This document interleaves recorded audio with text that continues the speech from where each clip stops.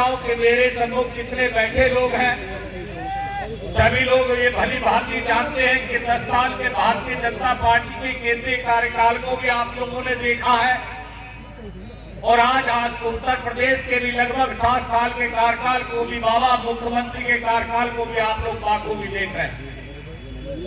मैं आप लोगों से बताना चाहता हूं कि जो सच्चाई और वास्तविकता है,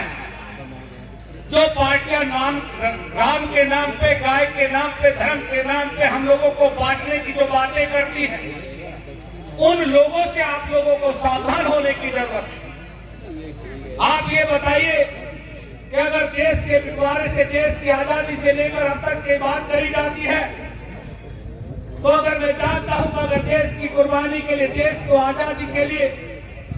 अगर सुभाष चंद्र बोस जी ने कुर्बानी दी थी, तो अशफाकुल्लाह खान ने भी कुर्बानी देने का काम किया। ये भाईचारे का और अमन का देश है। अगर इस देश का भाईचारा अगर कोई बिगाड़ने का काम कर रहा है, तो वो भारतीय जनता पार्टी की सरकार बिगाड़ने का काम कर रही है। आप लोगों को ये भी याद होगा कि जब इस देश की आजादी के लिए लोगों ने संघर्ष किया था, उनमें से मैं भी एक स्वतंत्रता सेनानी के परिवार से आता हूं,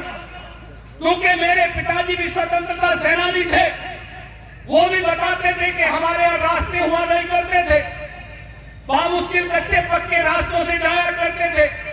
और तब इस देश को आजादी के लिए एक नारा दिया गया था कि हिंदू, मुस्लिम, सिख, ईसाई आपस में हम सब भाई भाई। जब ये नारा सफल हुआ था तो तब अंग्रेज रातों रात भागे। बातें बहुत लंबी हो जाएंगी, लेकिन मैं आपको सोच तक में बता रहा हूं। इसी प्रकार आपने देखा होगा कि एक बार कांग्रेस का शासन आया होगा और हमारे बड़े भाई हरिंदर मलिक साहब भली भांति जानते हैं उस चीज को कि जिस तरीके से आज तानाशाह भारतीय जनता पार्टी ने लगाई है, जिस तरीके से किसान और मजदूर के मुंह में टेप लगाने का काम किया है,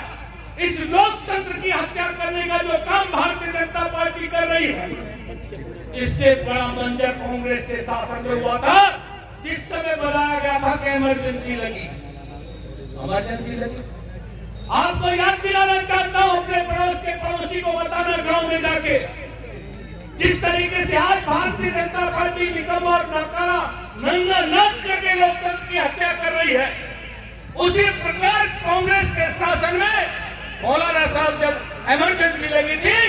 तब लोग जुबान से हरफ नहीं निकालते थे कांग्रेस के नाम। और जिस समय चुनाव हुआ तो इसी लोकतंत्र में, इस लोकतंत्र की जनता ने लोकतंत्र के मंदिर को बचाया और कांग्रेस की प्रधानमंत्री इंदिरा गांधी की जमानत जब्त हो गई थी। उसी प्रकार इस देश के प्रधानमंत्री नरेंद्र मोदी की जमानत इस बार जब्त होगी। विश्वास के साथ आज लोग कहते हैं, जरूर लोग कहते हैं इस बात को, अगर कहीं धरना देने की बात आती है तो परमिशन नहीं होती है, क्योंकि लोकतंत्र में अगर आपकी बात उठाई जाएगी तो मैं समझता हूं वो गलत होगा। भारतीय जनता पार्टी के साथ अगर कोई भारतीय जनता पार्टी के खिलाफ अगर आवाज निकालेगा तो उसके ऊपर मुकदमा कायम हो जाता है। हम लोग कहते हैं जब कहीं धरने प्रदर्शन की बात, गरीबों की बात आती है, हम लोग खड़े होकर धरना देते हैं और प्रशासनिक अधिकारियों को भी बताते हैं कि धारा 19 का प्रावधान है, ये हमारा मौलिक अधिकार है, धरना देके जाएंगे। एसएसपी साहब अपनी बात लोकतंत्र में मनवाते हैं। जहां तक चौधरी हरिंदर मलिक साहब की बात करी जाए, चौधरी हरिंदर मलिक साहब ऐसे नेता है जिनके यहाँ जात पात की बात नहीं होती, जिनके यहाँ एक नारा चलता है कि जात पात का चक्कर छोड़ो, सब भाइयों को मिलकर जोड़ो और भेदभाव से विकास रुकेगा, संगठन से संसार झुकेगा। वो हरिंदर मलिक की शख्सियत का नाम। मैं आप लोगों से कहना चाहता हूं कि अगर राष्ट्रीय अध्यक्ष अखिलेश यादव जी की बात करी जाए तो राष्ट्रीय अध्यक्ष अखिलेश यादव जी ने भी हमारे कश्यप समाज में भी बहुत बड़े बड़े एहसान किए। और वो आप लोगों ने देखा होगा कि जिस समय बुढ़ाना की इस पावन धरती पर कश्यप महासम्मेलन आपके बुजुर्गों के बेटे, नौजवानों के भाई सुधाकर कश्यप ने किया था, तो बाखूबी समाज के लोगों ने इस फिल्म को भर के आप लोगों को दिखाया होगा। और मैं समझता हूँ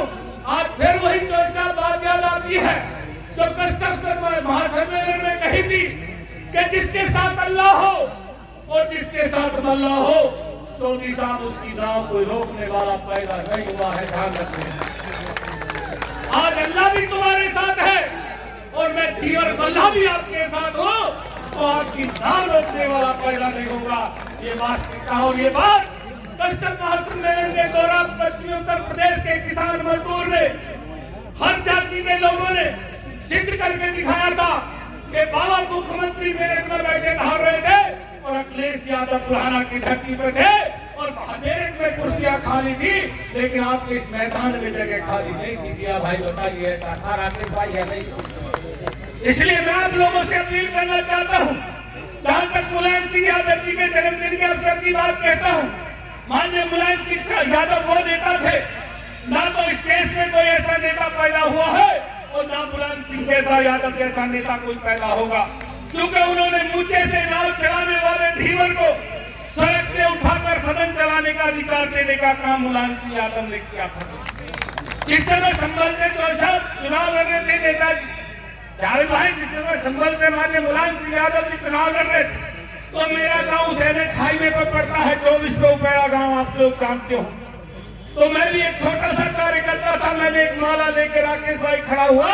तो माननीय मुलायम सिंह यादव जी की गाड़ी का काफिला निकल गया और मुझे देख के वापस हुआ, तो मैं जान गया कि वास्तविक नेता हो तो